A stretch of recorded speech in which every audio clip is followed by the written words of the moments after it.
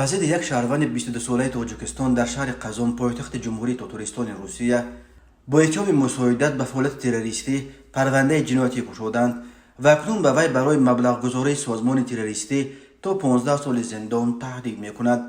بنا به اطلاع دریافتی تلگرام کانال شد، این جوان زاده تاجیکستان گویا به سازمان تروریستی هم در روسیه و هم در تاجیکستان ممنوع داعش یا دولت اسلامی 550 روبل فرستاده است و اون را هم با 2 ترانش.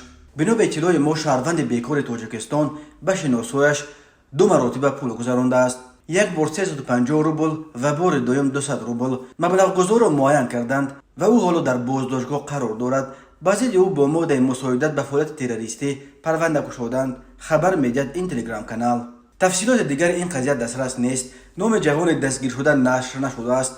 معلوم نیست که آیا این تهمت یا پستاوی نوبتی مقامات امنیتی روسیه است که برایشان از حساب بازداشت و تهمت به مهاجران بی‌حقوق بلند نشان دادن نتیجه های کار خود در مبارزه با تروریسم یک امر مقدری شده است. به ویژه با توجه به اینکه در این قضیه سخن درباره یک مبلغ خیلی نوچیز همگی 550 روبل می رود که برابر 7 دلار آمریکایی است و جوان تاجیک تا این مبلغ نوچیز رو هم گویا 2 مرتبه به داعش فرستاده است. ولی اکنون به این جوان تاجیک در روسیه حکم واقعی زندان تعلیم میکند، چون که چنین موردها برای گویا انتقال مبلغ‌های خرد و ریزه به داعش زندانی شدن مهاجران تاجیک در این کشور کم نیست.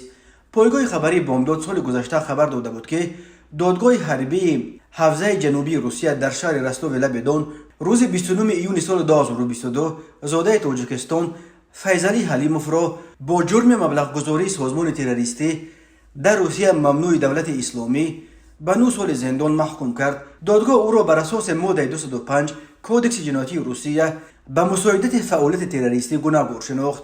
دادگاه معین کرد که حلیموف هنگام در ولگراد قرار داشتنش به حساب بانکی که به او یک عضو داعش داده بود 3000 روبل گذرانیده است، گفته می شود در اطلاع دادگاه حربی. ولی حامیان حقوق ادعای مقامات امنیتی روسیه درباره بازداشت دهها مهاجر با اتهام تروریسم و تندگرایی نیز زیر سوال میبرند و میگویند موردهای فراوان ثبت شده است که مقامات امنیتی روسیه برای بلند نشان دادن نتیجه های مبارزه خود با تروریسم و تندگرایی مهاجران بی‌حقوق را با پرونده های بافته و سوخته دستگیر و با جرم تروریسم محکوم به سالهای طولانی زندان میکنند.